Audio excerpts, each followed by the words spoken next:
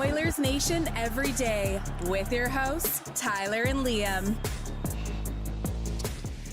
I promised myself we wouldn't get to this point this year, but the Oilers have given me no choice.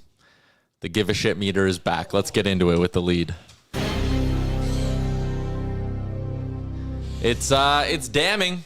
For the third straight November, we're pulling out the give a shit meter on the show. As you can see, for those watching on YouTube, down here, that's where the Oilers are. Up here is the acceptable level. So they got to be up here, but they're down here in terms of how much they give a shit right now. That gap is why they're losing hockey games.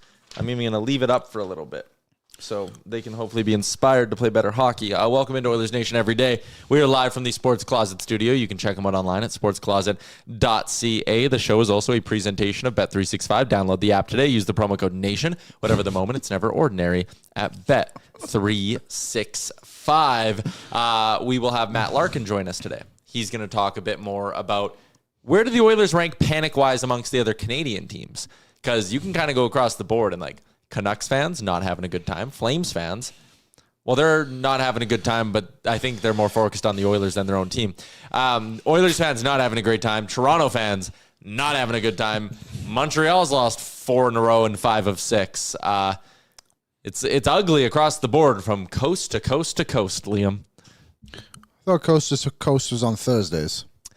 Mondays, Amazon? No, Thursdays, coast to coast to coast.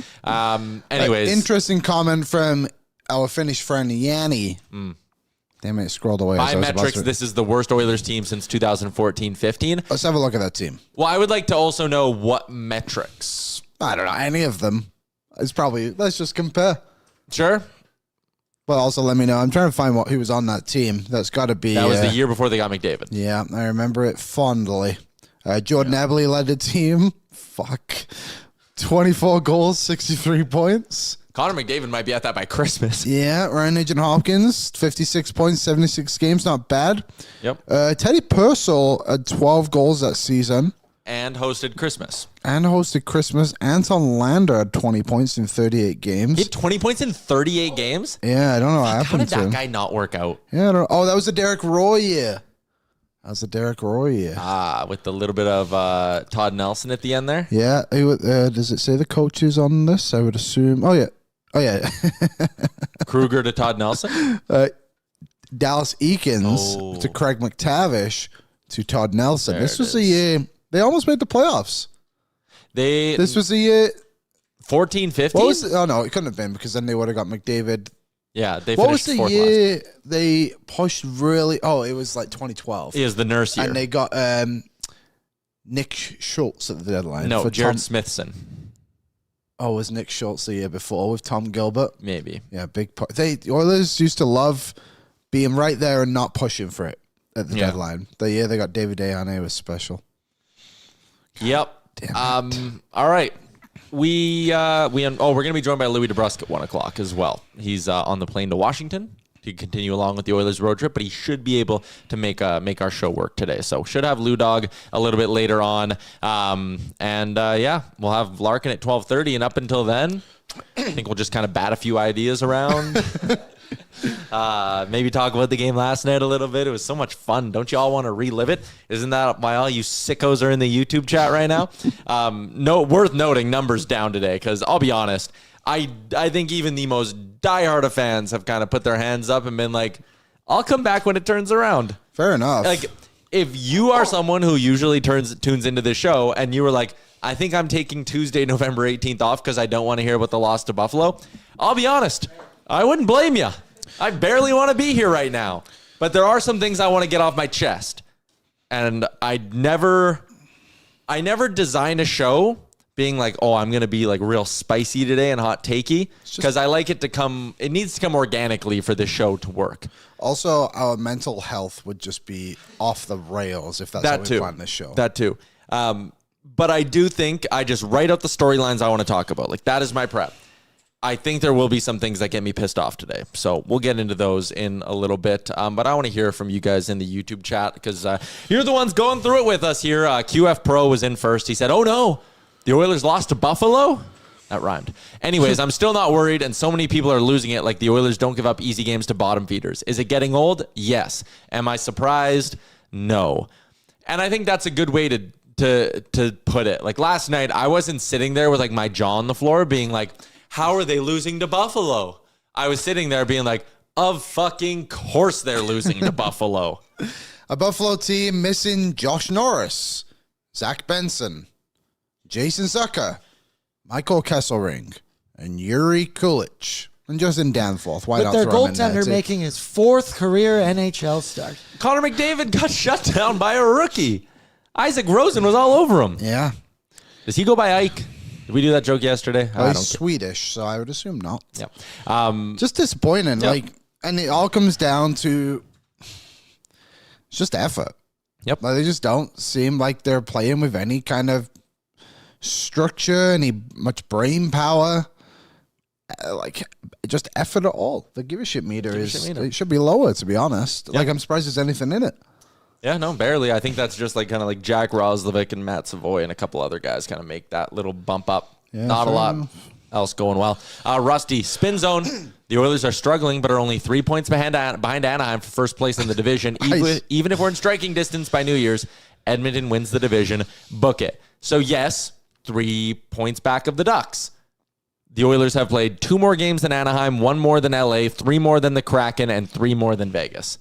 That needs to be mentioned in that context there. Like, sure, 3 points back, games in hand are a thing. And I know you got to win them.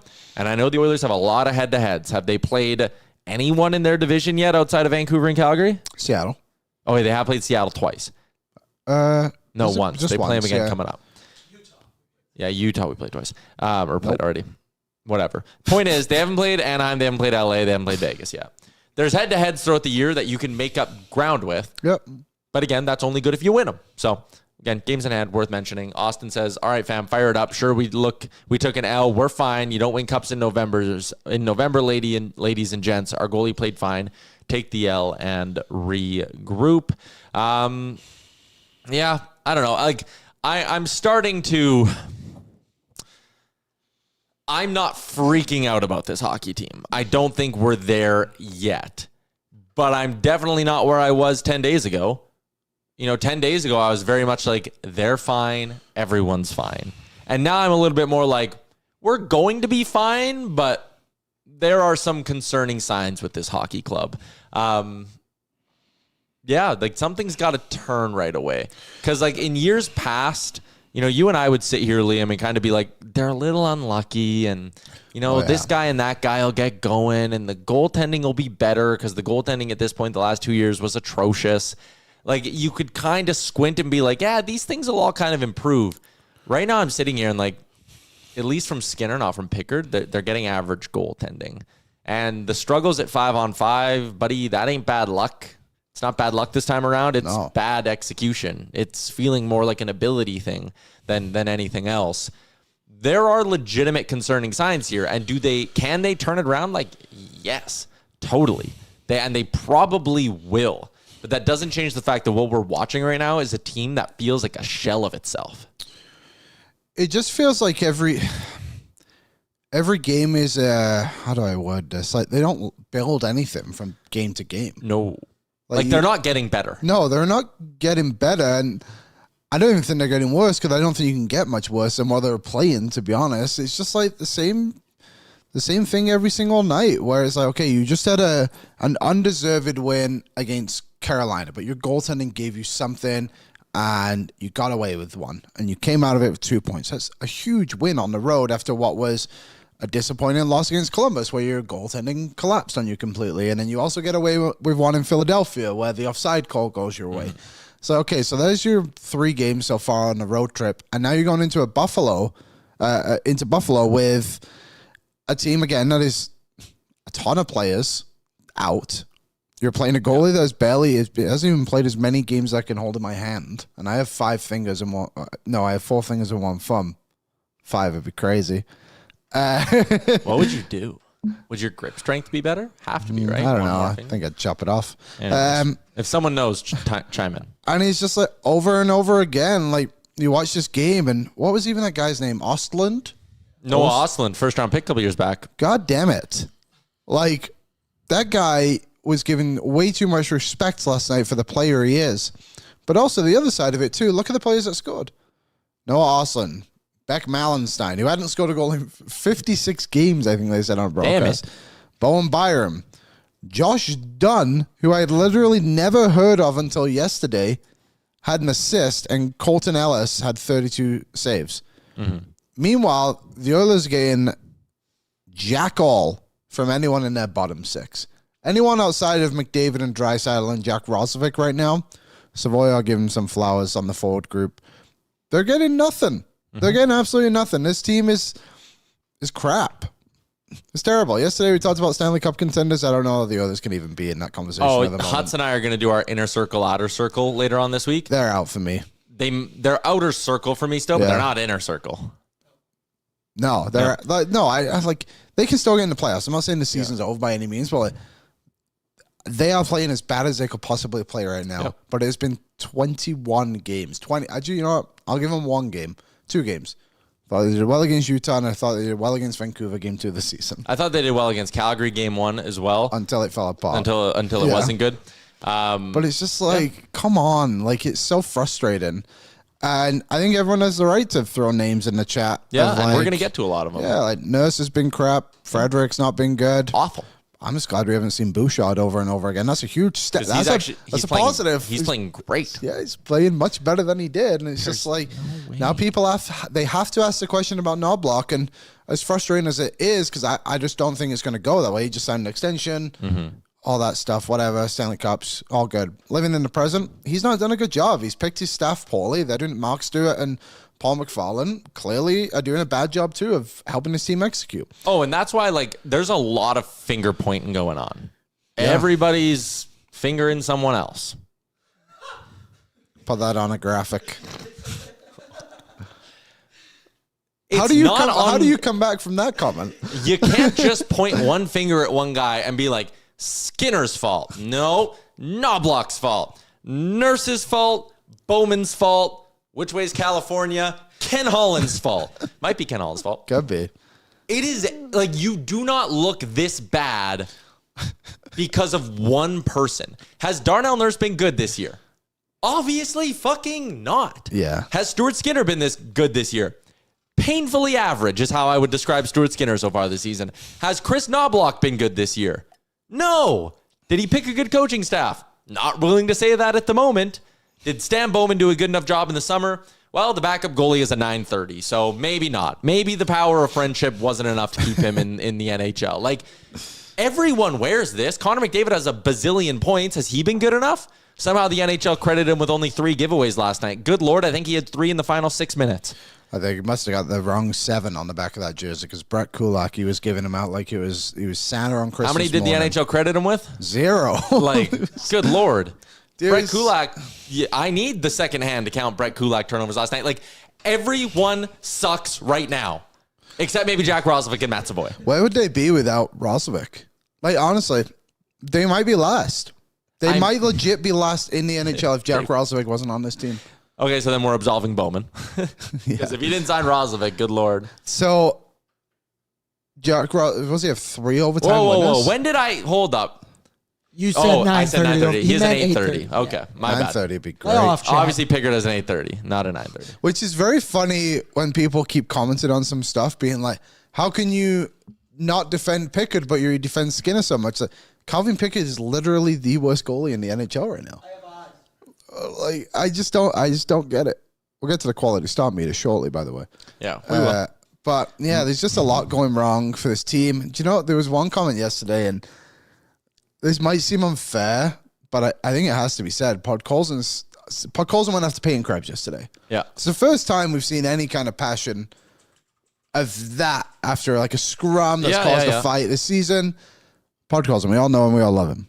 He said after the game, we will not allow players to do that to our captain and our star players, whatever he said. It's like, what? You do every single night you allow that to happen. Yeah. Every single night. McDavid, something happens to him. The Philadelphia game was a big example. I know you and Jay got deep into that, so we don't need to talk about it too much, but last night, again, like how is it not a penalty on Krebs? That's a different conversation, and I can't bitch about the rest when you lose 5-1. But it's stuff like that. It's like, well, no, actually, you don't defend your leadership at all. You allow him to get beat up every single night. Great that he's recognizing that it's got to change. And maybe this is the change. Maybe this was the first opportunity Be the to change you want to see in the world. Totally. So it's just like... Quote graphic. You put that one next to the finger in one. Yeah. Tyler said 2 things of note today. Everyone's fingering someone, and be the change you want to be in the world. So inspirational. It's like a John Mayer song. Yep. Depressed Canadian dropped in a $20 super chat. At Depressed what point? Canadian, sorry. I love that you just drop $20 in every time you want to leave a comment. Yeah, he wants his shit read. Yeah, fair enough. At what point does it become clear this team peaked 2 years ago? This feels like a former contender that's running out of gas. I mean, I want to throw up for having this thought. There is a very real chance we look back at Game 7 against Florida and go, well, they never got closer than that. Oh, definitely. That might have been their best team. But I also think, too, I think Colorado is a decent example of, like... You can go away and come back. You can go away and come back. And, like, I know they haven't gone back yet, but they're obviously looking like a legit cup contender, if not the favorite. Yeah. So, like, as much as I agree that is a worry of, like last season, if we really think about it, like, they got lucky in that round against LA, but then they went on a hell of a run and just lost a bit of gas. Yeah. That team had something. They found it for however long how many games that was. This team just needs to find a way to play simple hockey in the sense of, like, if you see a guy skating from behind the net untouched and you're just stood there and you're the closest man, maybe go defend him. Or if you see a puck come in, maybe try and block it. Or if you see the net right in front of you, maybe shoot the puck. But it's effort. I know, and that's what I mean. Like, it's like we're not asking for rocket science here. We're asking you to play simple hockey. But like you're all they're great. They're a really good team when they actually play. They're just not playing. They're not doing anything. Well, and I like we're not asking for rocket science. We're not asking Adam Henrique to score 25 goals a season. We're not asking Trent Frederick to score 20 goals a season. We're not asking Vasily Podkolzin to be Dylan Holloway. We're not asking for Darnell Nurse to be Jacob Slavin. What we're asking for is for the dumb shit to go away and the stuff that's effort-based to improve. Yeah. Everyone's like, and I know we'll do this, but like, they shoot too much from the point. They absolutely shoot too much from the point. The shots from the point can work if you have guys that want to go to the net. That's the thing. Like, are they shooting too much, or is it just look like they're shooting so much because no one else is doing anything? Forwards just stand there, and then the defenseman's got to do something. And like, again, I don't know. People are all over Chris Knobloch. First off, you cannot fire the coach. And I know I did this with Woody. And to my own credit as someone who talks about this team every day, I said don't fire Woody, and I held firm on that when Knobloch found success. You and I had a big argument about it that year. I said they are still where they are with Jay Woodcroft as their head coach, not Chris Knobloch. Every coach does this in Edmonton. And to sit there and if they won't fire Knobloch, but if they were to fire Knobloch and things turn around, I don't know. I think they should have learned last year that you can just let the coach figure it out. They're not firing the fucking coach, you guys. And we can't be doing that. We can't let this core off the hook again. No, definitely not. Definitely not. I wouldn't. They clearly don't know what they're doing on the ice, and that does come down to the coach. So Knobloch has to figure this out. He has to. Does he sit like? I don't know if the system, how much it really changed. I'm not into all that tactic stuff. Whatever. Maybe someone else. Shout out Bruce. Wish Bruce was here. Shout out Bruce. And my dog's at the crib. Mm-hmm. If you know if the systems have changed, let me know. If they have, maybe change it back. That might be a good idea. Yeah. I'm worried about the direction this team is heading because we're getting too far down the road here. And I know we're only 21 games in, and I think the team will be fine. I think they'll make the playoffs. But I want them to make the playoffs, and I want them to actually be good when they make it. I just don't want this team to stumble in. Yeah. I want this team to actually be like, no, Anaheim, you're not the best team in the division. Or LA, or whoever, it's us, and it's Vegas that compete for the Pacific every year. Yeah. Not whoever else wants to try and do it. I understand that it's just so easy to sit there and go, it's the coach. It's the coach. if we change the coach, the results will get better. This a year ago, 2 years ago, 3 years ago, and 4 years ago, we all, or not, I'm using the collective fan base we. Why does Dustin Schwartz have a job? Wow. Oh my God, the goaltending is so bad. Why does Dustin Schwartz have a job? If nothing, and how many times would we have to read the comment? Nothing's going to change until they fire the goalie coach. And they fired the goalie coach, everybody. And did anything change with the goaltending? Skinner is average and Pickard sucks. Skinner got a little bit better. It's like they took a piece from each other. Sure. And it just went all Stuart to Skinner. Skinner got better, but at what cost? At what cost? You lost Pickard. What was it worth? Maybe bring back Schwartz. Maybe we need 2 goalie coaches. What's that meme where like you're laying in the hospital? People do it. It's such a copy pasta meme, but it's like you're laying in the bed and it's Stuart Skinner and he's like, "Wow, doctor, I can't believe I got the average goalie transplant. I can't wait to tell Calvin Pickard." And the doctor goes, "Who do you think donated the average goaltending to you?" Someone can make Big Milk can make that meme better than I can explain it. But you get what I'm saying? Yeah, definitely. Yeah. Skinner has been decent. Sure, Skinner's been better, but like the point is they didn't fire the goalie coach and get Vezina caliber goaltending. I don't think they're going to fire Knobloch. Can I say something though? Yes. Okay, I don't think Stuart Skinner will ever be a Vezina caliber goalie. I want that to go on record. Put that one on a graphic too, next to the fingering one.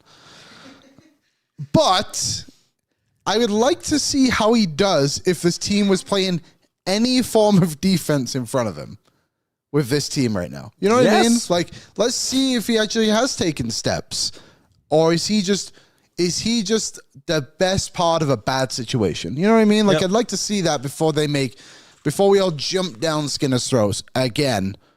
Which I know many people will disagree. Whatever, it is what it is. He's the most controversial man in the city. I would just like to see that. Just show me any form of defense. Like, Aaron, we haven't gone through the goals yet. Can you show the 4th goal last night? The only one I didn't love, but okay, yeah, I didn't love it. Let's watch the defending. This isn't a penalty kill, by the way. Vasily Podkolzin just left the zone. Where the hell was he? Watch him off the faceoff. He's gone. He just skates. There has to be like his own defense, whatever they're doing. There has to be some level of Vasily Podkolzin doing? He just leaves. There has to be some form of communication between Nurse and Warman there. When Nurse is like, "Hey, I'm going," and Warman then comes across and a forward maybe covers who Warman's doing, but like, he can't just let the guy shoot. And there's so many times we just see this over and over and over and over again. I bet I could go through every single game this season. Maybe not every single one. I bet at least 80% of the games this season I could go through and find a goal similar to that one. Yeah, probably. I bet you could. And it's crazy. And it comes down to us coaching, being like these guys aren't practicing that stuff. You have to move on in the NHL way quicker than people want to know. It's all based on video, but like Nurse and Woman, like Nurse, how many games has he played in the NHL? They've probably got 1,000 games combined between them, whatever it is. Close to. Surely you should know someone should recognize what's happening right in front of your own eyes. Mm-hmm. Also, Podkolzin to leave the zone is just an insane thing to do. You could tell on that goal that like Oslin comes around and he's about to just like dump it on net on that 4th goal. And then he's like, "Oh shit," like it almost startles him that he's like, "Whoa, he fumbles the puck." Yeah, he's like, "I have time?" Yeah. It like spooked him a little. I think Lazar was the one who actually was like, trying to recognize it. But it's like, this stuff is like, God damn it. Maybe a poke check. Why would you Skinner, protect the like, guy right at the side of the net on a penalty kill? Weird. Well, that's why. LA Canuck dropped in a super chat and said, "Would much prefer they get this mess fixed now than it happening in January. I believe in my heart it'll get better." So do I. I'm concerned about goaltending. Sorry to say, we're going to make it from Carl. Thank you, Carl. Cool. Sorry. Did you follow Boston Hockey said, this team got younger and faster, yet they play slower. Knobloch is not, and have no rush attack at all. That's just not good utilization of the players Knobloch has been given. Do you think Chris Knobloch is sitting there and being like, "Hey guys, skate slower"? No, it's them. They're not playing How well many enough. times when we played, I know you weren't here, but like we played the Draisaitl montage, and he is not the only one doing this, where he gets the puck in the middle of the ice and just did it for 15 games this year. Leon Draisaitl would get the puck in the middle of the ice and be like, I'm not shooting it. Pass it to the outside. Connor McDavid, same thing. And I say those two guys as the example because they're the best players and they have the puck, and you'll notice it when they do it because they do it 3 times a game because they're in that position 3 times a game. But every guy, Vasily Podkolzin is guilty of it. Go up and down this lineup. Every single guy is guilty of trying to play the cutesy offense and let's set it up, let's cycle it around. Then we're gonna seam a couple passes and we'll have a backdoor tap in, instead of just doing it the hard and the greasy way, which is the way every other team in the NHL scores their goals. Like the Oilers think that they can just skill it up every night. They're not going to do that. But my point is, I don't think Chris Knobloch is sitting there when they sit in the video room and he plays a clip of Vasily Podkolzin in the middle of the ice on the TV. He goes, Vasily, right here, you have it in the middle of the ice. And then you notice you had Mangiapane on the half wall. Pass it to him. Yeah, that's smart. We should keep doing that. I don't think he's doing that. No, I don't think so either. Because they didn't fucking do it last year. So what do you think? Chris Knobloch went to bed after Game 6 of the Cup final and was like, well, the only way we win next year is we got to generate less. And then came into training camp and was like, boys, hear me out.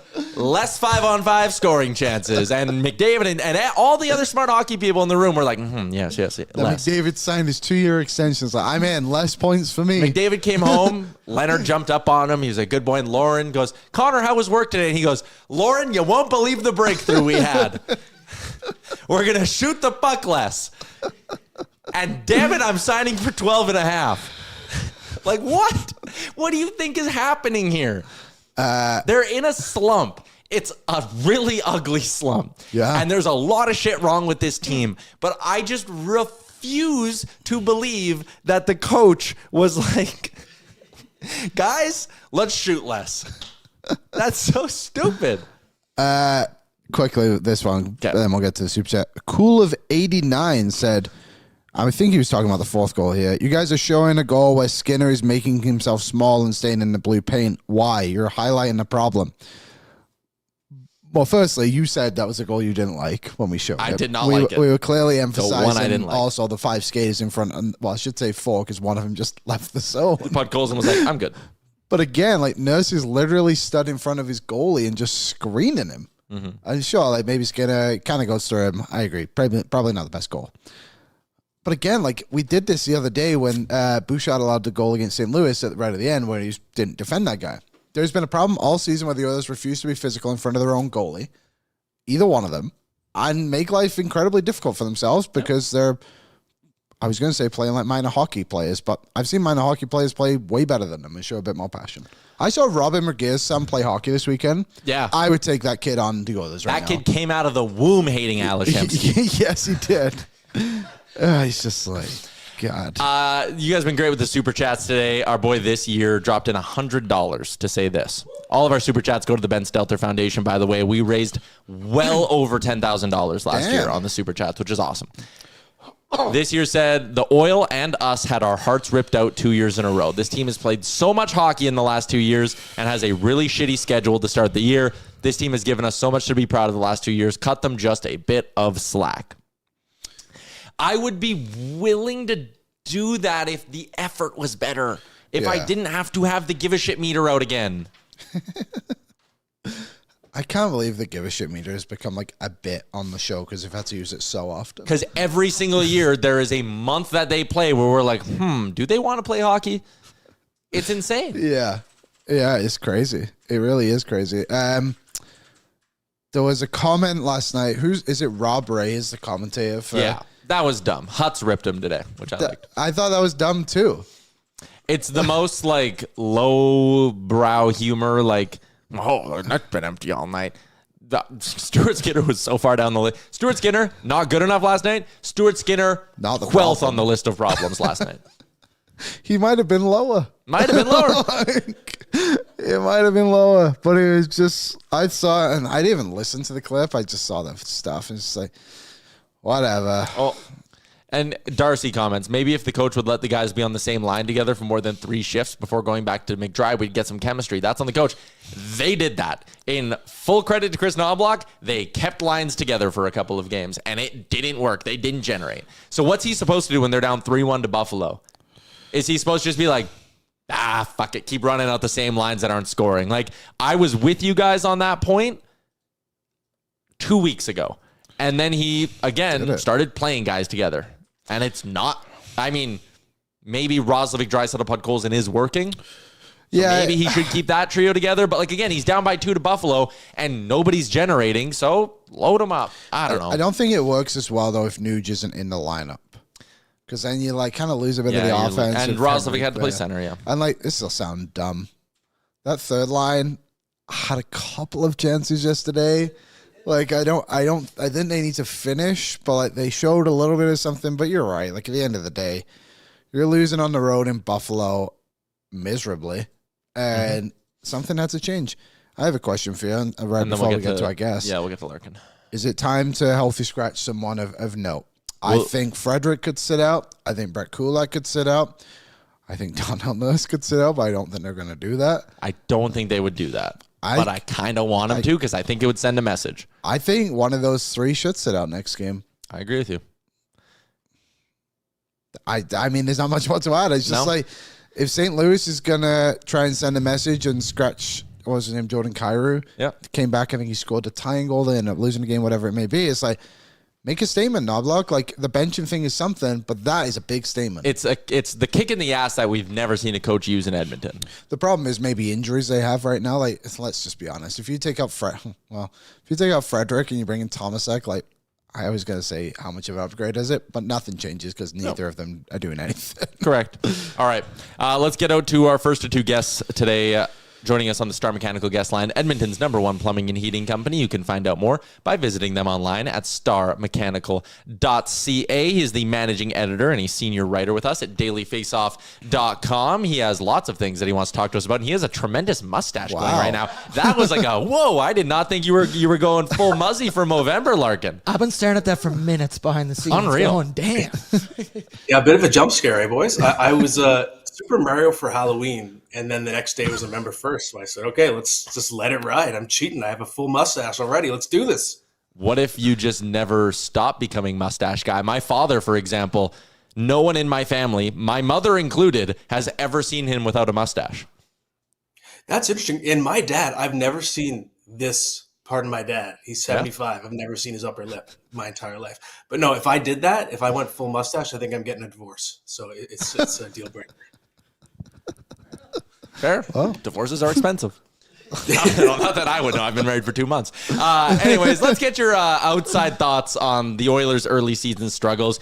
If you were looking at our YouTube right now, it's full-on panic time amongst this fan base. So you're an outsider. You'll be more even-keeled, I suppose, when talking about this Oilers team. Like, do you think the fan base is right to be panicking?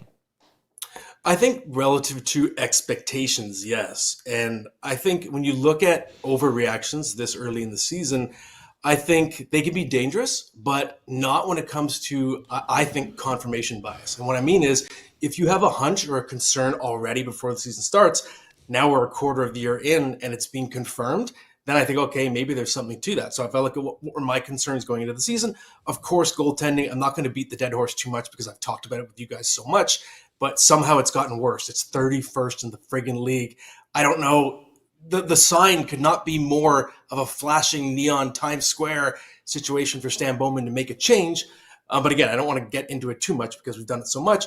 But to me, I think the forward depth was a concern. And I know, yes, it was veteran. It was depth pieces like Arvidsson and Vander Kane, Connor Brown, Jeff Skinner, all those guys, Corey Perry. But I still think you forced so many guys up higher in the lineup that you're putting bigger expectations on kids like Matt Savoie or someone like Trent Frederick, who's now having to live up to this long-term deal that he got when maybe if he's part of a deeper lineup, you can play him on the fourth line for a night as an energy guy and get his confidence back up. So those are my concerns going in, just losing so much veteran depth and goaltending. And to me, that's exactly the problem we're seeing. I know that last night can be used as a case study for terrible defense, but on the whole this year, if you look at what the actual numbers are, it's offense that has been a bigger problem for the Oilers in terms of generating chances. They're still doing okay in preventing chances. They're just going in because the goaltending hasn't been good enough, and there's just so much pressure on the big guys to perform. I do wonder, though, if, Tyler, you were talking about just the tone in general, right? Seeing someone who can give a shit. I do wonder if Zach Hyman being back, we're going to see the ripple effect over time, because obviously he's coming in hitting the ground running, but he's going to have an impact on the room as well. And just his mentality, it rubs off on people. It's too bad that Nuge comes out as he comes in, but I do think that Hyman being back is going to help in the long run. I do too. I'm trying to think of where I want to go next, to be honest, just because you covered so much ground in that first answer, and it's just, I just think the issues are just so glaring with this team. I guess I'll try and ask you a generic one in the sense of like, have you seen a Stanley Cup team in recent memory, outside of the Edmonton Oilers who do this basically every single season, just have all these issues so early on and then manage to pull it back together and kind of get things going again? Well, I do think it's hard to pull an example just right off the top of my head, but I do think it is a pattern with teams that are playing really deep into June every year. So it could be Florida. I also think we saw this with the LA Kings when they were winning Stanley Cups. It's just hard to get up for the games early in the year when you know your fan base only cares. It's not even caring about April anymore for Edmonton. It's not caring about May. It's literally wake me in June. And these players are human. They've been to the Stanley Cup final twice. It has to be a little hard to get up for these regular season games. It sounds crazy. You could say, what do you mean? They're professional athletes. Of course they're going to get up for games. But I'm just saying, when you know it's a marathon and you're trying to protect your body, especially if you're McDavid and Draisaitl, you want to ideally be load managed closer to the end of the year. Instead, they're having to play massive minutes. It's just hard, right, to stay focused, I think. And I do think it can't be a coincidence that we see this pattern every year with Edmonton, right? It takes them a while to get going, and they always flick a switch. And I do think they will again. At the same time, do you put yourself in too far of a hole where it's hard to get high enough in the standings that you're going to get home ice, and it becomes a different problem altogether? So what, if you can just give me a game ballpark, would you say like is deserved, like fans are like, okay, this is really bad now? I think so. Tyler and I were talking, I'm sure we'll talk about it today, but just in terms of which Canadian fan base should be the most panicked, I do have Edmonton high because the expectations for this team are so high. And I also think just in the context of Connor McDavid giving the vote of confidence by recommitting and staying for a couple more years, you don't really want to see immediately after that the vibe shift going so negatively and seeing the team perform badly. It doesn't exactly get you excited for what's to come, right? Especially, and I feel bad to harp on Darnell Nurse, but there has to be, I don't know if there's a worse contract in the NHL right now, just in terms of everything wrong with it. No movement clause, multiple years left. It's over $9 million. Even if you're retaining half, who on earth is going to take that contract? You are just stuck with that thing, and it's going to hurt you for years to come, even in terms of just being able to bring in other help. And you can't take him out of the lineup because that's just supposedly an important player based on the salary. It's just an absolute disaster to me. Yeah, the thing we keep hearing, and it's a common like Oilers Twitter, they need to healthy scratch him until he agrees to waive his no movement clause. And I'm like, okay, so you sit Darnell Nurse for a month, and finally he goes, all right, I want to play hockey. You go, all right, then you got to waive, buddy. And then what? Another team wants him? Like, you can bully Darnell Nurse into waiving his no movement clause if you want, but no one's going to take him. So you have to play him because at least he can play 18 minutes a night. Like, I don't know. You're stuck with him, and you got to learn how to utilize him as best as you can to make him not hurt you that much. And I'll just throw one more thing before I throw it back to you on Nurse is this is 5-on-5 this season. With Darnell Nurse on the ice, the Oilers are getting outscored 18-12. With Darnell Nurse off the ice, they're getting outscored 35-25. They suck with him. They suck without him. Like, there's so many problems that you can't just be like, well, it's Darnell Nurse's fault. They stink. Like, that's just not how this is working right now. There's so many issues. Yeah, I agree. And from what I understand, you guys haven't been the happiest with Brett Kulak either, right? He hasn't quite been himself this year. Stinks. I do think Bouchard and Ekholm are still getting the job done. They're always going to have their haters, but how many minutes a night can you play them? It just can't go on forever. You can't play them 30 minutes a night. So eventually, if you're Stan Bowman, you're going to have to look for help. And I don't know who is out there right now. It's kind of too early to make an assessment of the market. You could look at if you need someone who's going to bring more mobility. Is it Erasmus Anderson? Well, is Calgary going to trade him in the division? I doubt it, right? So it's still early. I don't think we're in the season when we know who the pretenders and contenders are yet, especially when you look at teams like Pittsburgh, who are supposed to have lots of pieces available. They're looking too competitive right now. You could have a team like the Leafs suddenly being a seller. Maybe you could hit them up in a couple months. So I think right now you have to sort of dig out of this slump with what you have. And you're looking at upgrades a little later. Maybe goaltending is the exception. I'd be making calls. I don't want to say yesterday. I would say 2 years ago I'd be making calls. Yeah. Do you think the Oilers are a cup contender? If you had to list the cup contenders right now? They have to be, right? They always will be. When you have Leon Draisaitl and Connor McDavid, they're two of the greatest playoff performers of all time. Mm-hmm. They're right up there if you look at points per game. They are in the absolute god tier Mount Rushmore of playoff performers. So as long as you have them, I know it's kind of a cliche, but cliches exist because they're true. That's why people say them all the time. And that's the case with the Edmonton Oilers. If they get in, they can always go on a run. Yeah. Quickly give me the story of your beef with Sabres fans over the McLeod and Savoie stuff, because it's very funny to see your Twitter, and especially on a day like last night when it's Savoie's first game back against the Buffalo Sabres. Yeah, shout out to the guy today, the Sabres fan, who said I look like Mr. Beast if he got fat. That was pretty good. Yeah. So the day of the trade, I tweeted, my jaw is on the floor. I'm feeling, it reminds me of Irat for Forsberg. So the interpretation of that, people believe that I was comparing Ryan McLeod to Martin Irat, which is fucking stupid. Why would I compare a center who was 24 years old at the time to an aging winger in his late 30s? That was not the comparison. The comparison was surprising trade involving prospect that I think one team will really regret.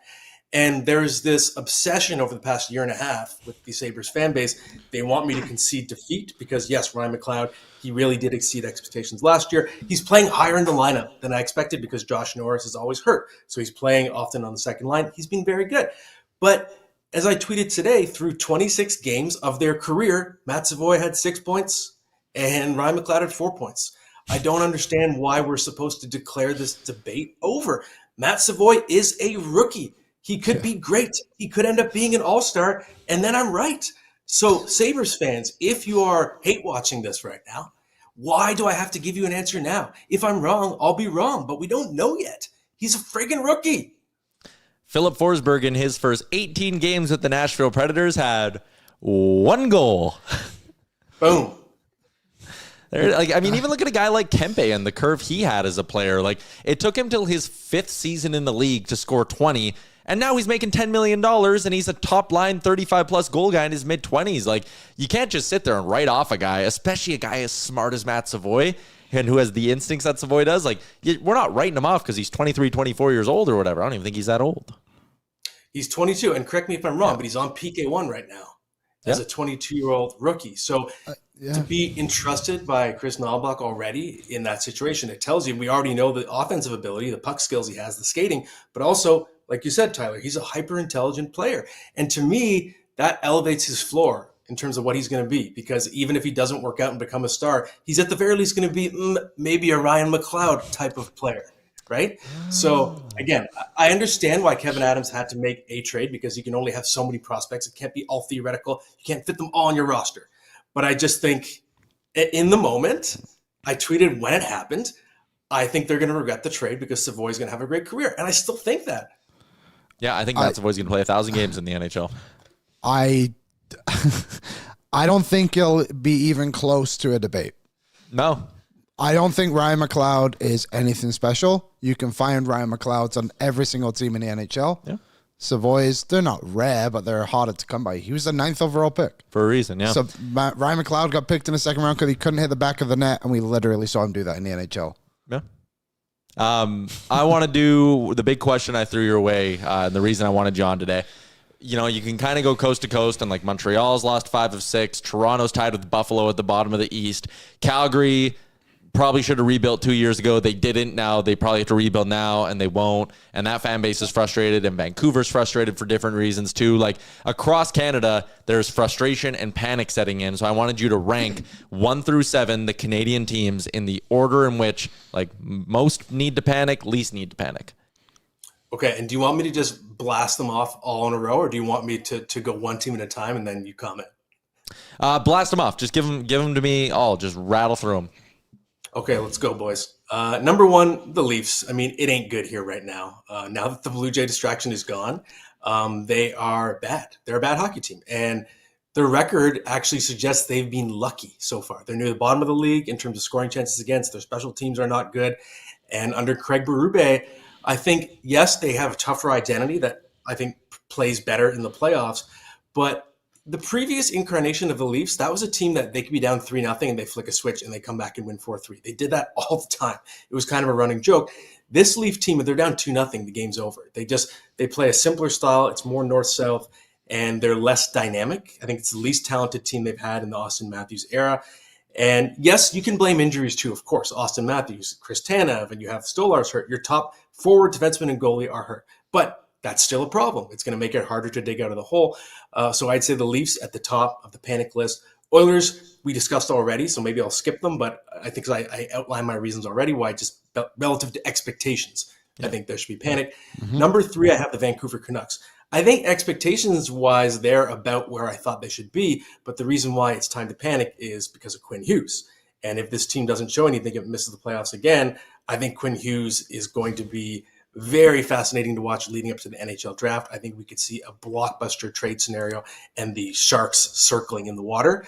So that is the reason to panic for me. Sorry, anyone in the comments who's freaking out about that, but it's just what I believe. The Winnipeg Jets, I have number 4. They are not sniffing that President's Trophy again. No. Of course, losing Nikolai Ehlers hurt. Yes, they've been dealing with injuries, so it's going to get better now that you have Dylan Sandberg back and Adam Lowry, Cole Perfetti. But what concerns me with Winnipeg is they're not defending well in general this year. And it's putting way more pressure on Connor Hellebuyck. If they make the playoffs or have a 100-point season, this year you can make a case that Hellebuyck is more of an MVP than he was last year. Ottawa Senators are number 5. They're keeping their head above water. They don't have Thomas Chabot right now. They don't have Brady Tkachuk. They're playing really good defensive hockey. So they maintain their identity that they built under Travis Green last year. So to me, they're still who they were last year. I think they're fine. Montreal's doing pretty well. Yes, they've had a little blip recently, but I'm really encouraged. Of course, we know about the exciting offensive talent, whether it's Demidov and Caulfield, Nick Suzuki, Lane Hudson, but under the hood, they're actually defending a lot better this year. It hasn't necessarily shown because Sam Montembeault has been so bad. So you're hoping, to me, that's the only reason to panic. I thought he was going to bust out as a number 1 goaltender this year in the league. He's been bad so far. Hopefully he bounces back, and I think Montreal will as a team if he bounces back. And then last on the panic list, to me, it's the Calgary Flames. And I know there's the hesitancy from ownership to be true rebuilders, but you might not have a choice. You might be put into the situation based on the record and the fact that maybe you could get your first top 3 draft pick ever. I think that would be really cool. Whether it's Gavin McKenna or Keaton Verhoff, whoever it's going to be, Ivor Stenberg, just seeing Calgary get a real superstar to build around, whether you want to call it a rebuild or not, that kind of puts you into that scenario. So that would be very exciting for me. So if I'm a Flames fan, I'm actually happy with how this year is going so far. I see the logic there. I mean, I do think we see it in the numbers. Like, I think a lot of Flames fans have kind of checked out already. I mean, like, there's no point in watching this team right now. They're not giving in to playing the kids. They're not playing fun hockey. Like, at least the Oilers in the decade of darkness, like, damn it, they'd lose, but it was a car accident. It was like fun to watch. The Flames, I joked about this with Merrick today. Like, there are good boring teams in the NHL. Like the Seattle Kraken, it's like, whoa, the coaching staff, Lambert's got them, not giving up anything. It's tactically enjoyable to watch the way they go through a game. The Calgary Flames are bad boring. Nothing happens. Yeah, how has Zane Parekh managed to be boring on this team? I was so excited to watch him, but his game is not popped. Maybe he's just not quite ready for the situation, which is totally understandable. I still think he's going to be great, but overall, I agree. They've been a disappointment, and Dustin Wolf, I think, really inflated their record last year. I know you could say, hey, they lost on a tiebreaker. They had 96 points, but it was really Dustin Wolf that carried them into that spot. And he's on pace to play like 68 games this year. Just the dumbest thing ever. Anyways, Matt, we'll let you go. Thank you for popping on. We always enjoy it. And you can read his work, dailyfaceoff.com. We'll chat again soon. Thanks, guys. Mr. Beast signing out. Matt Larkin is, what's like a Mr. Beast-esque style punishment he can give them? Maybe. Anyways, it's a conversation for another day. Away goes Matt Larkin. You can read his work, like I said, dailyfaceoff.com. I wanted to bring up the old Hockey News cover I found the other day and ask him about it. I'm going to text it to him right now. Saw that. Is he still here? Is he nodding his head? Matt, I'm bringing you back. I'm going to text you a Hockey News cover that I found in my parents' basement the other day, and I want your reaction to it. Aaron, I should have been more prepared.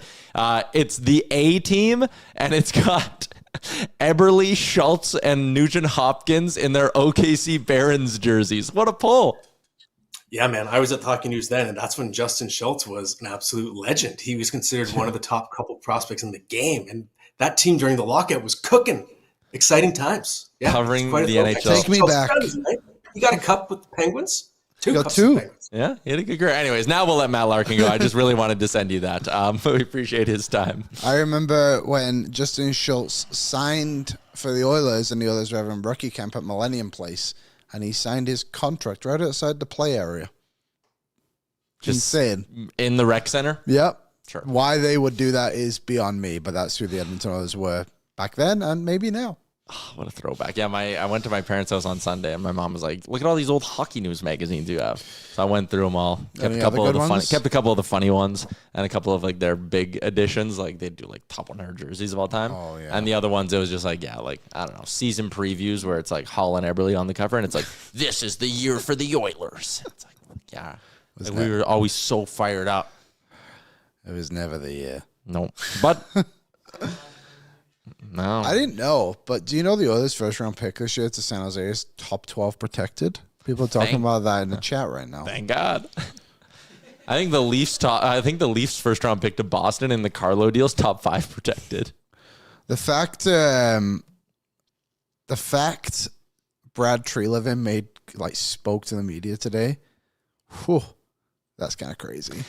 He gave the coach Craig Berube a vote of confidence, though.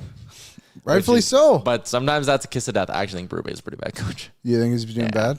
I think he's right. He had one good year with St. Louis, right, where they turned it around in a miracle, and then he never really did much since then. I don't know. Yeah. I think I shouldn't say bad. He's a fine coach. But he coaches hard. Yeah, he does.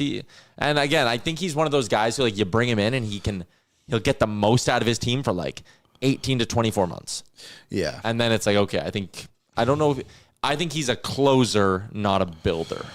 And I think there's a difference in NHL head coaches. And both hold value. Yeah.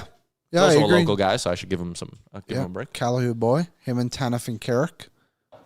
Insane Shirt Park Crusaders poll. Okay. We're going to be joined by Louie DeBrusk right after 1 o'clock.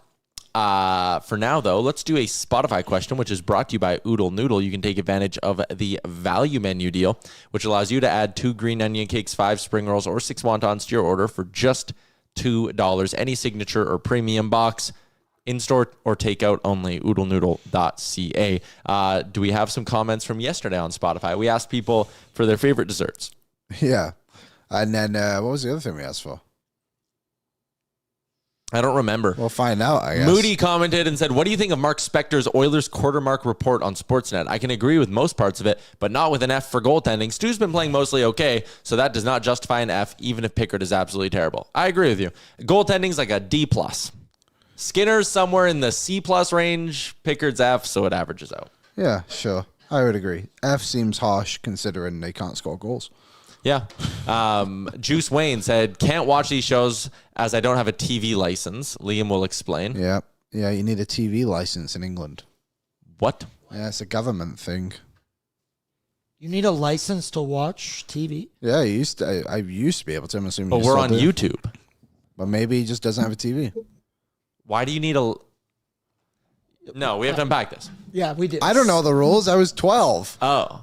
I just know that you used to have a TV license. Like a subscription, like a cable subscription.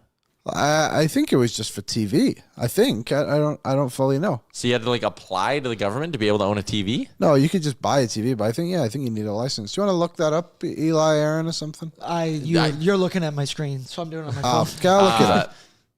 Not a big dessert guy, but my favorite would be cheesecake. Hell yeah. Sure. I think a British TV license is a fee required for each household to watch or record live TV or use services like BBC iPlayer or any other channel device. It's £174 a year for a colour license. It must all be in colour now. With other options, you can pay monthly. That's crazy. Yeah, I knew that. I never knew how it fully worked, but yeah, you have to have a TV license in Peek England. in your windows, see if you have a TV, then charge you. I don't really know Juice Wayne added, I think Pix gets more games than we would like. Nobby isn't one for decisive action and doesn't seem to have a plan for replacing him. Ingram coming January for a test run leading up to the deadline. I think that's unfortunately the most realistic option, which frustrates me, but he had a follow-up. Do you think Nobby's new coaching staff are the problem this season, whether that be adjusting to new systems or just plainly not being good enough / the right fit? We're 20 games in and nothing's changing. There hasn't been improvement. So right now, I would put them on some sort of a watch list, but I would say we'll maybe have our answer by game 40. And by that point, it might be too late. It might be too late. But I think maybe we have to give them more than 20 games to know. Yes. Owen said, here after the game, what a brutal effort. Buffalo made us look like the 2016 Avalanche. Eesh. Everyone online Damn yet it. again blames Stu, but like the D zone coverage is Swiss cheese. Need a new backup for sure. I think Pickard gets one more start, and if it goes bad, I think Ingram is up right away, even though he's not ready and probably isn't the answer anyways. Again, that's unfortunately fair. I believe the expected goals against last night for the Oilers was 3. So that's what he allowed. He just didn't make the one. Money Puck had it at 4. Was it 4? 4.33. Okay. There you go. So that shows how terrible they played. Yeah. And again, I think I'm most nice. That's why I just wouldn't agree with the F that you had earlier on in the comments. Whoever said that, sorry. But maybe we'll do quarterly ratings for each other. Oh, just on the show. No. Everyone in the chat gets a grade for how... Yeah. Put in your name if you want to be graded. Brady said his favorite dessert is the Billy Miner from the Keg. No free ads. No free ads. Bleep that out in Billy. the podcast, please. Pickard has one more start in him, max. Yeah, he could do that.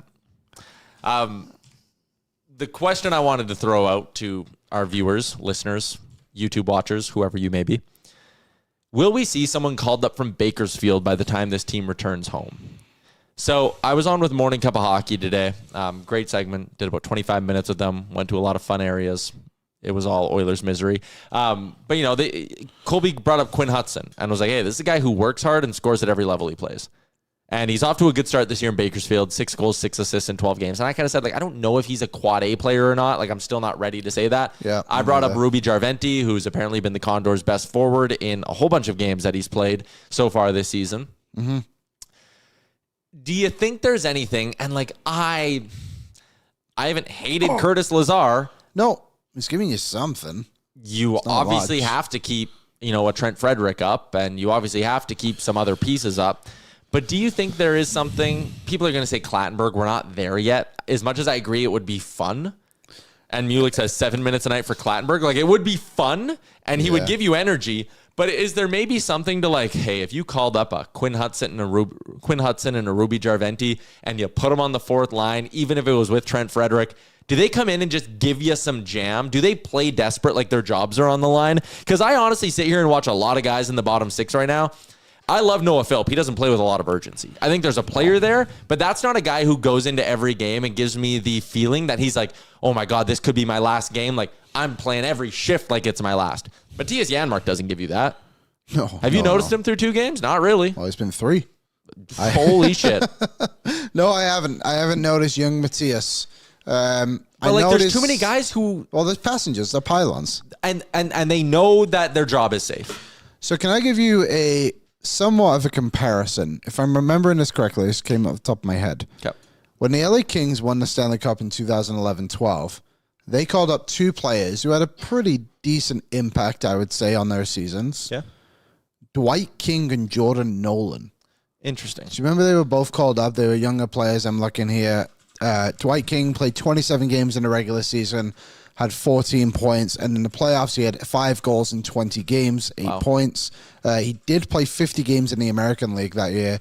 Jordan Nolan, the same year, played 40 games in the American League, 22 points, came up, only had 4 points, but was a +2 in 26 games. In the playoffs, he played 20 games and had 2 points. But I do remember those guys like constantly giving the Oilers tons of effort. The Kings a lot of effort.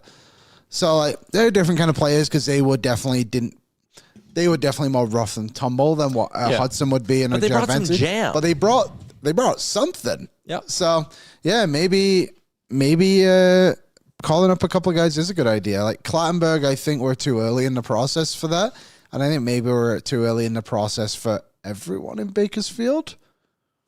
But Janmark's played 5 games this year. Yeah, that's that. I was just seeing that in the comments. That's hilarious. I'm legitimately stunned. So that would mean his first game back was Columbus at home. I guess. Yeah. Sure. Damn. Oh. That's hilarious. Do you know what? Mitchell makes a good comment. Hamlin gets a ton of praise from the Condors staff. And when he's come up to the NHL, I think he was perfectly fine. You know you were going to get something from him. Yep. Is he going to give you more than what Philp's giving you? I would argue yes. I really would. Yep.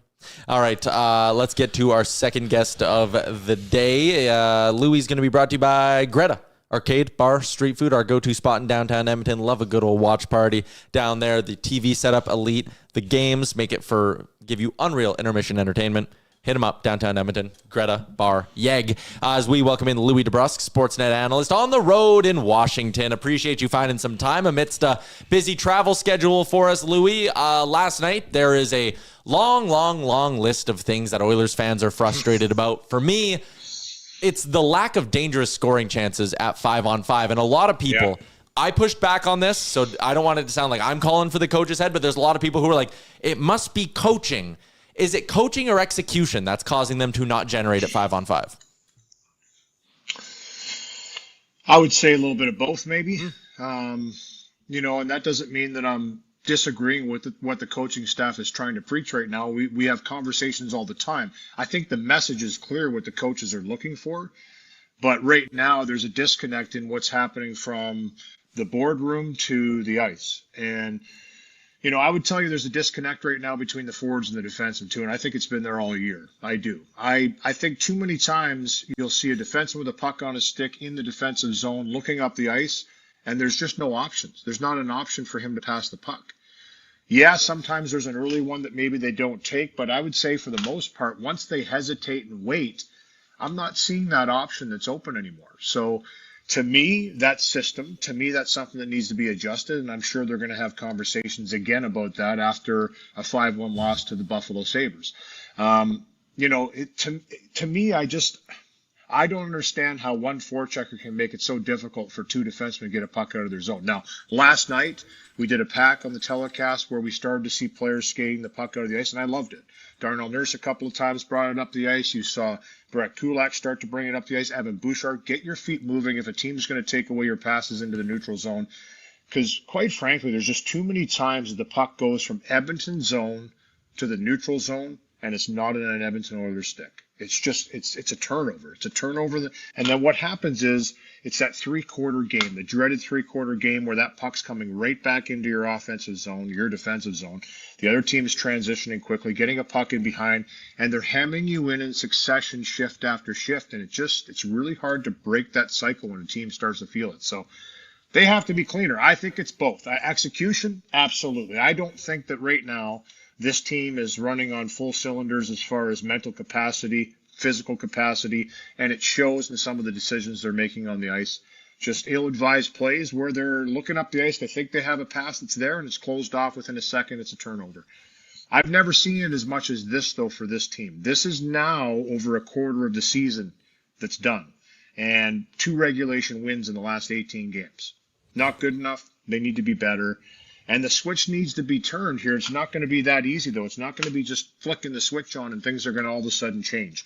It has to be a game-by-game methodical approach where you start to see some of these things on a more regular basis where they're playing tighter games, they're not giving up as many goals against, and quite frankly, I agree with you, Ty, they're not spending enough time in the offensive zone right now. Teams are having a fairly easy time defending them, which is not usually the case with this team, so that's a big concern. I was going to, to that point of, it's not a light switch flip. And when we had Demers on last year, I thought he put it really well where, when you're struggling, you can't just be like, all right, tomorrow we're going to wake up and do everything better and flip the light switch. He said it's like a dimmer. It's not a light switch, it's a dimmer where, okay, you're playing more physically, it goes up. You're going to the net better. And, another thing, ozone-wise, people are all over them because they shoot too many pucks from the blue line. Wrist shots from the blue line with no traffic. And I kind of sit there and go, you can have shots from the blue line if you have guys going to the net. That's how you're going to get rebound goals. That's how you're going to get the greasy deflections.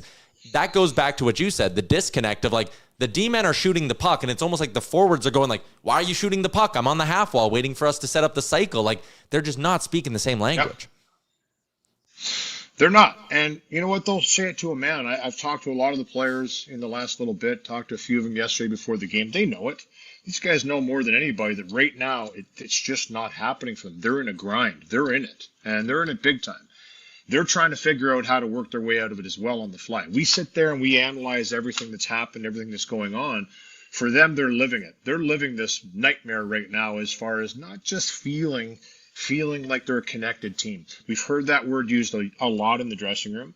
They've been trying to connect a little bit more. They've been trying to make sure they're doing it as a 5-man unit. And listen, they played a lot of tight games. So let's not forget that even as disconnected as they've been in a lot of these games. I mean, it's been a grind. They're right in there. I think going into the game last night, over 580 minutes that the game has been tied this year for them. When you look at that, that's like 10 games. That's 10 full games of tie hockey, where you're even with the other team. So it's not like these games have been just drastically out of reach for them. It's just there doesn't seem to be that level that they can get to where they can turn it on and really dominate. And we've seen that so often. This team has been so good at that. That's been their biggest strength, in my opinion, is when they're in those tight games, they always find a way to kind of go out there and take it to the team in successive shifts. And right now what we're seeing the other team find ways to do that. And we saw that last night. You got to credit, listen, I'm not going to take any of the credit away from the Buffalo Sabres. This is a team that's decimated by injuries. They got a lot of young talent in the lineup that you really don't know what you have as a team. Lindy Ruff even said it before the game. They understand that. They know where they are, and they know what they're doing. They have a strong defense core. They got good goaltending last night from Colton Ellis in his 4th career start. I mean, this is another young guy that's hungry to try and make a name for himself. And they came out and they took it to Edmonton a bit at times. Edmonton really pushed back in the 3rd period, but it was a little too late at that time. I'd like to see that push at the start of games and continue on into the second. Give themselves a little better chance at kind of building on a game instead of chasing it, which we saw a lot down the stretch last year and in the playoffs, is a team chasing a lot of games. So there were signs that, I don't want to say the wheels are falling off. I think this is fatigue. I really do. I mean, there's just, you try and put a finger on all of this, and when the mind starts to go and the body starts to go and your fatigue starts to creep in, you start to make bad judgment calls on the ice. And it might not look like a terrible play. It's just a play you wouldn't typically make. You don't just turn the puck over in the middle of the ice the way they have. And if they do, they make adjustments and they clean that up, and that's been a little more difficult this year. So, I mean, listen, it's a grind. I'm not going to sit here and say it's anything but that. It hasn't been pretty. It's a grind, and you've got teams that are coming in hungry to beat them. They know who they are. They're a very well-established team now. This isn't a team that sneaks up on anybody. So they just have to find a way to play a tighter game, defend a little better, and, quite frankly, I think just kind of have a little bit more energy in their games in the right way. I'm not saying skating faster. I'm saying be smarter with the way you're playing. Because it seems like teams are having an easier way out of their defensive zone than Edmonton is almost essentially every game. It's the other team that seems to be doing a better job on the forecheck. When Edmonton gets to that forecheck, that's when I feel things start to turn around for them. It really does. It really pushes the other team on their heels, and that's when they start to generate some chances and time in the offensive zone. We were kind of talking a little bit before you came on, just like you said, like maybe there's a bit of fatigue. Do you think it'd be worth them calling up a couple of younger guys who need to want to prove themselves? Like we were talking about a guy like James Hamlin. Urenti's playing a lot better now. Quinn Hudson. Like, do you think that would have any positive impact on the team? Send a message even. Yeah. Sure. You know what? Absolutely. Right now they're up against it with the cap. Yeah. You know what I mean? Like yeah. I think that. We'll see what happens with the roster here in the lineup. I mean, they had to make some changes to bring Zach Hyman back. They're pretty full right now. They've got guys on one-way deals, all waivers. I mean, it's not as easy just to shuffle the deck, so to speak, unless you're willing to lose some guys. And maybe they will get to a point where that happens anyway, where they say, okay, we're gonna give some guys opportunities here to try and inject some life, some energy, some youth, whatever, just a little bit of a change. Yeah, I don't think that Stan Bowman's sitting on his hands right now and not thinking that he's going to do nothing. I think he's watching this very closely, and anything that maybe could spark his team, I think he'd be willing, in my opinion, to go out there and make a change if he felt it was going to benefit the team. Those are not easy to make right now with the contracts Edmonton has. But at the same time, you're missing Ryan Nugent-Hopkins again, who's a pivotal part of this team. He does so much that I think you really don't realize how much he does until he's out of the lineup, and how much he's a safeguard when you load up Draisaitl and McDavid. He's that second-line centerman every single time. He's a guy that can slip into that role and play it effectively. And guys have stepped up and done a nice job here, but you're missing a very talented, longest tenured player on your team. This guy does a little bit of it. He's penalty kill. He's first power play. He's involved in every situation on the ice. And I think we kind of are seeing that now going, okay, they're looking a little thin when when Ryan Nugent-Hopkins isn't there. So it's a concern. I mean, I'm not going to sit here and say that they're like, oh, don't worry about it. They're still only, they're tied with 5 other teams at 22 points right now in the Western Conference. And, I think they're only 2 points out of the lead of the division. Is that right? 2 or 3 points out of the lead? I haven't looked today. I don't know exactly all the numbers, but it's just so packed right now that I don't think they're panicking. I really don't. But I do think it is a concern, and I think they understand that it's a concern, and they're going to work on it. I think will be a real big 3 and 4 here before going back home. You've got Washington Wednesday, you've got Tampa Thursday, never easy buildings to play in, and then the Florida Panthers, a rematch of the Stanley Cup final the last 2 years. If that doesn't get your mojo going a little bit, I don't know what will. That'll be an interesting one on Saturday night. So I'm really looking forward to the next 3 games, because you look at this road trip, and how it was kind of setting up. You thought there were games that were winnable. Last night I thought was one of those games where you feel a veteran team should be able to go in there and close out a team that was missing as many players as they were missing and had so many young guys in the lineup. It didn't work out that way. So sometimes you're going to have to go out there and grind out some wins against tougher opponents. That's what has to happen here in the next 3 games. Mm-hmm.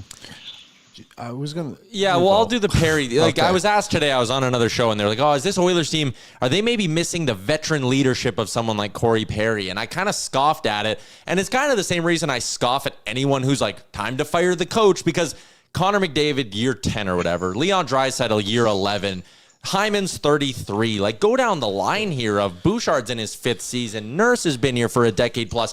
Ekholm's been on plenty of good teams. Like, the idea that Corey Perry walks out the door and this team kicks their feet up and are like, oh, there's no veterans to yell at us. We can play however we want. Like, I just hate the idea of letting the guys in the room, I'll use air quotes, off the hook by just going, they shouldn't have let Perry walk.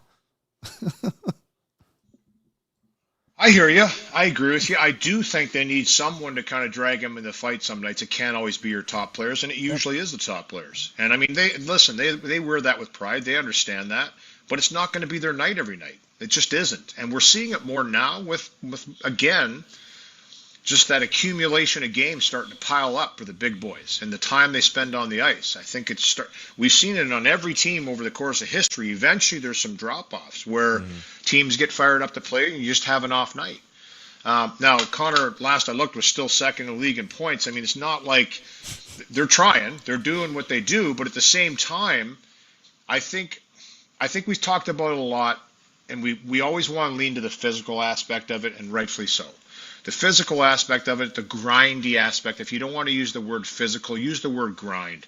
Go grind out a few shifts in a row that just make it really tough on your opponent, that put your opponent on his heels. It doesn't have to be high-end skill. It doesn't have to be tic-tac-toes. It could be just mucking in the corner and winning a 50-50 buck more often than not. Puck, and just going out there and keeping the pressure on the opposition, like where they feel like they're in a cage, they can't get out of there. That hasn't happened enough this year, and I think that's where this team was just so effective. They became such a good cycle team down low. We always talk about their high-end skill, we talk about their talent, rightfully so, but for me, the reason why they've been so successful in the playoffs 2 years in a row going to the final, when they want to muck and grind and get dirty and get into the offensive zone, when that intensity and that grind with their skill starts to go to work, that's why they're one of the best teams in the league, okay? Yeah, they've got 2 of the most dynamic players the game has ever seen, period. But when they start to rely on everybody going to work and following the next shift up, that's when this team plays well. And we haven't seen it enough. It just has not happened enough this year. So whoever that is, somebody's got to lead that charge and say, come with me. And that's where Corey Perry, and I can see why people are talking about him a lot, that's where he was so effective.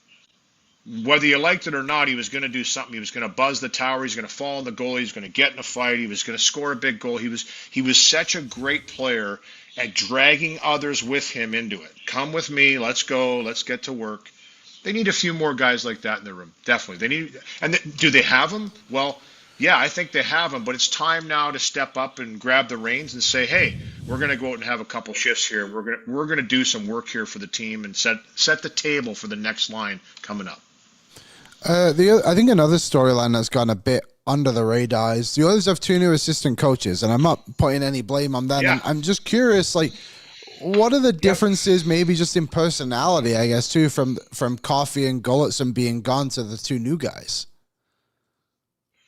Can't agree more. You know what? You've got two new voices in the room, two guys that are trying to, essentially learn a team as well. And there is a transition there. I don't want to sit here and say this is why this is going this way. I think it's a combination of everything we've talked about. I think is happening right now at the start of this year. But there's no question that, when you look at the defense core, especially right now, one thing Paul Coffey did, and I brought it up last night because the way he coached, he's a Hall of Famer, one of the best defenses ever played the game, was a terrific skater, and that was his greatest asset was his mobility.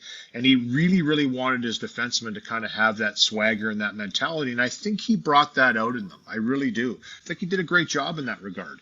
And, for a first-time assistant coach in the NHL, I think he kind of did it his way, and it worked. It resonated with the players.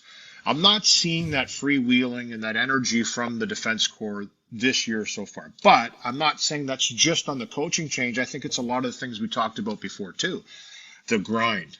Those are 6 veteran defensemen back there. Those are guys that have been around the block for a while. Those are guys that have been in the trenches, that have played a lot of minutes and a lot of hard minutes. And you can tell that accumulation is starting to add up a bit. There's no rest for the wicked. There's nothing you can do about it except for try to buy as much time as you can through this, weather it as much as possible, and hopefully you get to a point where you're now stabilized and you're starting to feel that connectiveness and you're starting to feel that energy. I've talked to guys. Listen, Darnell Nurse has been around for a long time. This guy's in as good a shape as anybody. I mean, I look at this guy every single day. He trains every day. He's always in tip-top shape. Never a problem. Can play. Well, we saw him play 60 minutes one night in the playoffs against Winnipeg a bunch of years ago. And I think he could have probably done it again the next night. He's not a guy, but it's starting to take its toll. And I think it takes its toll here more than anywhere. I think it starts to creep into your mind when fatigue starts you start to be fatigued. You start to think a little differently and you're a little foggy. And that's what we're seeing right now. We're seeing a foggy team, and rightfully so. Rightfully so. I think that, other teams that have gone on long runs and played a lot of playoff games, they have these hiccups. This one's gone on a little bit longer. They were tied last night, though, just to put it in perspective. They were tied last night for points as they were the year before in the same number of games. Yeah. You know what I mean? So from their perspective, it's not the end of the world here. I don't think do they like it? No, they're miserable. These guys don't sugarcoat the fact that they're not happy with the way things are going. I mean, it's not like they're just like, hang the skates up, whatever, it's another game. That's not how it goes, guys. I'm telling you right now, it's not how it goes. These guys live this every single minute of every day. It's like, okay, what can I do? But you also got to give yourself some time off mentally from it too. Recharge, go back to work, and hopefully you get yourself into a stretch where we saw it start a couple of years ago in Washington.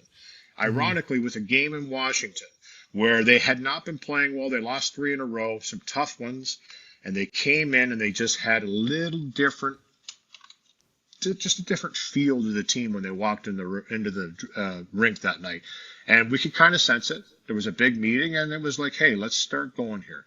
And the only way they're going to do it here, guys, truthfully, again, like they've done every year, is together. It's going to be everybody pulling on that rope. So look in the mirror and say, okay, what can I do to help this team a little bit more, just a small fraction more, each guy individually?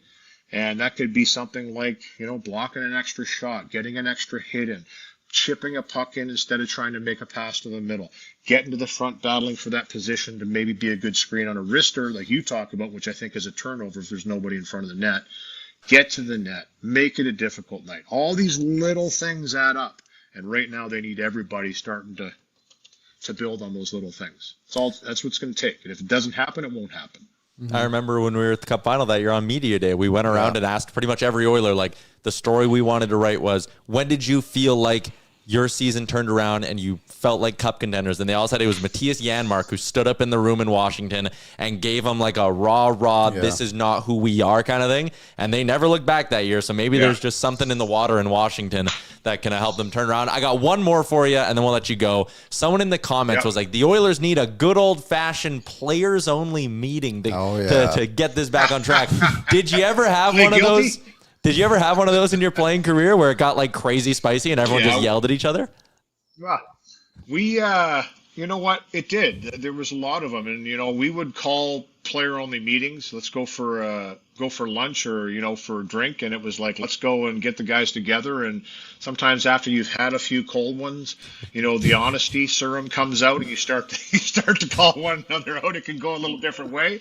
Ours usually happened a little later in the evening where we would have those discussions, but. But no, you know what? That's what these guys do. They spend a lot of time together.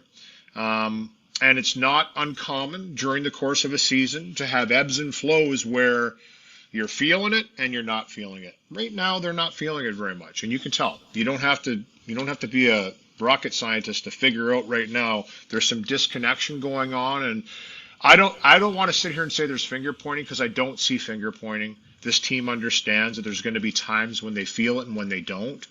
And I think right now is a time they need to elevate that connection. And the only way you're going to do that is with brutal honesty. And we've seen that lately. They've been trying. It's not quite clicking. And it's about you. I'll go back to your first question, Ty, about execution. It is time to execute.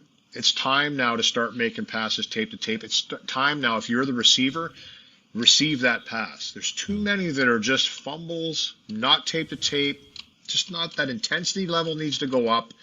And it's just a little tiny bit. I know it seems like a lot, but it's not. It's a little tiny bit that can change everything from each guy individually. They'll try it again tomorrow night. That's all you can do. That's why it's 82 games. It's a very condensed schedule. You don't have a whole lot of time to think about things. Go back to work and see if you can make it work. Louie, as always, appreciate you finding the time for us. We'll chat again next week. Enjoy the rest of the road trip. Sounds good, guys. See you later. There you go. Sportsnet analyst Louie DeBrusk, always popping on once a week. Always great. Someone in the chat said, is Liam wearing slippers? Liam is instituting a indoor shoes policy in our studio, and it's effective once the snow falls. So I'm still getting away, but I brought in my bag today, my slippers. Did you really? I did. I knew it'd make you happy. My slippers have been in my car for probably 2 months. Literally now. since the day I texted, we have a slipper policy. Yeah. You've had them, but never brought them in. Eli's been my right-hand man in this. Yep. He's been doing it. It's going to be he's not wearing shoes. Incredibly difficult to get the O&R and real life group involved. I just think the real life. The O&R team seems dialed in. Yeah, Rick seemed open to it. Yeah, Rick, BM, Dan, all ready to go. Yep. Reese brought in his slippers, put them in the bedroom, and never put them on. Well, he doesn't work up here anymore. I know. I just think it's a hilarious thing to do. Yeah. I'll go try them on. Yeah. All right, let's wrap up the show. I think we've done enough bitching about the Oilers here. Let's do a little what's trending for the I'm not done. No, I'm good now. Go on. For the Jasper Pond Hockey Tournament coming up at the end of January, Fairmont JPL Tourism Jasper, CHE Hockey put on an unbelievable event. You've heard me rave about it now for the last couple of weeks. So excited to be back January 23rd to 25th. You know what else is coming back, Liam? The World Juniors are coming back to Edmonton. So they have not been here for so long. They haven't been here in 3 years? Before that, wasn't it like 2 years? Yeah. It's crazy how often the World Juniors comes to Edmonton. Shout out Red Deer. It's all they have. Shout out Red Deer. But this one, because the last one was the McTavish weird bubble World Juniors in the summer. Yeah, and there was one before that too, no? Yeah. I think the World Juniors is better when it goes to junior hockey towns. And I know that sounds harsh because we obviously have the Oil Kings. But a few years ago when it was in Halifax and they did the Hee-Ho song. Yeah. Like, everyone plays that song in every hockey rink now, and you think of that song and associate it with the World Juniors. Dylan Gunther scored the overtime winner and didn't take off his gloves. Yeah. Remember that? Didn't realize what he had done. I don't know, whatever it was. And it's just like, I mean, I'll go watch. I'm happy it's here, but this would be better in, like, Brandon, Kelowna. Junior hockey cities deserve it. 100%. They're junior hockey players. I don't get excited for it coming to Edmonton. No. I get excited about We've been watching the Cup final. In well, I know. Yeah. I get excited for watching it in a crazy barn on TV around Christmas. I do not get excited for, like, I should go to the rink and watch hockey right now. It doesn't. I feel like it doesn't go to Europe that much. I think it's still every second year. Okay, because this year's in Minnesota, so then the year after it must go to Europe and then back here. Well, actually, no, it can't because it must go to. It's coming to Edmonton. Here, Europe, and then... But it's the 2026 World Juniors this year. Oh, really? Yeah. All right. It's dumb. Yeah, it's dumb. Send it somewhere else. We got enough hockey. But I'm excited. I'll go. As Rob Ford said, got more than enough to eat at home. We'll see some great players Got there. more than enough good hockey to eat at home. We don't need the World Juniors. Landon DuPont will be there. That's a good ball. Keaton Verhoff, the best defenseman in 25 years out of Western Canada? Depends who you ask. I was talking to a scout the other day. What did they say? They said that he might not be. Dax Rudolph might be better Dax than him. Rudolph, the guy who went first overall in his draft class ahead of Keaton Verhoff. Yes. Interesting. That's a Keaton Verhoff used to be a goalie. No, I did not know that. When he played in the Brick tournament, I think he was a goalie. Oh, I knew that. Oh. Everyone knows. It's just such a fun fact now. Yeah. Hell of a player. That's kind of all that's trending right now, isn't it? Anything on Twitter? Rule 5, Uruguay, Virginia Tech, Goff. Yeah. Oh, someone in our chat, definitely a bot, just popped in and was like, hey, Utah Jazz Lakers tonight at 8:30. Oh, yeah, all I they saw commented. I think they went away after that. Yeah, I thought that was interesting. That was weird. Jamar Chase did get suspended for spitting, but he says he didn't spit. He clearly spat. No, but apparently the defense he's going to use, he very clearly spat on him. The defense he's going to use was, if I wanted to spit on him, I would have spat at his face, which is great. That'd be like if a cop pulled you over and was like, hey, you were swerving a lot. You drinking tonight? And if you just went like, buddy, you'd know if I was driving drunk. You want to see drunk drive? Yeah. Trust me, you'd know. We've got a few minutes, so can I read off Spector's gradings? Well, last thing in what's trending, the Jays are apparently front runners to sign Kyle Tucker. That slaps. Oh, that is good. Now you can read Spector's grades. Top 6. What would you give it? I'll ask you and then you tell me. Yeah, because I haven't read it yet. Yeah. Because fun game. Top 6. Am I saying what I would give it, or am I guessing what Spector What said? you would give it? Top 6, I'll give it a B-. Okay. Spec went C. Okay. He said, Mangiapane brings down the grade and missing Zach Hyman for about 2 games is a big factor. Okay. Fair enough. Sure. Bottom 6. D-. That's what Spec had. Let's go. D-. Nailed it? Yeah, he said there is no identity here, no toughness, no offense, and overall a team that has been top 5 NHL rush attempts in the past 3 seasons now ranks 15th. Yep. Defense. D+. F. Oy. F. Yeah. Well, You can read it for yourself. I don't want to spoil his article, but I will one more time. Goaltending. we know it's an F. He said Skinner has merely been okay, which won't cut it again this season. Flashes of good enough are erased when inconsistencies return. In the end, an 889 save percentage is just more of the same. The same isn't good enough for Edmonton team that needs more stopgaps. Again, I just think if they play decent defense, we might see a better Stuart Skinner. And if he's bad from there, I'd judge him a little bit harder. But nevertheless, we'll all agree to disagree on that one. Your team MVP did a couple MVP awards. He did three MVP. He did MVP, most improved, and defensive player, best defensive player. Okay, so MVP is Jack Roslovic. Yep. Correct. Nailed it. Sweet. Most improved? Yeah. Odd Colson? Matt Savoie. Oh. Yeah, okay, that tracks. Yeah. That makes a lot of sense. I don't know, but yeah, okay, sure. Best defensive player. Pod Colson's a good show, though. Don't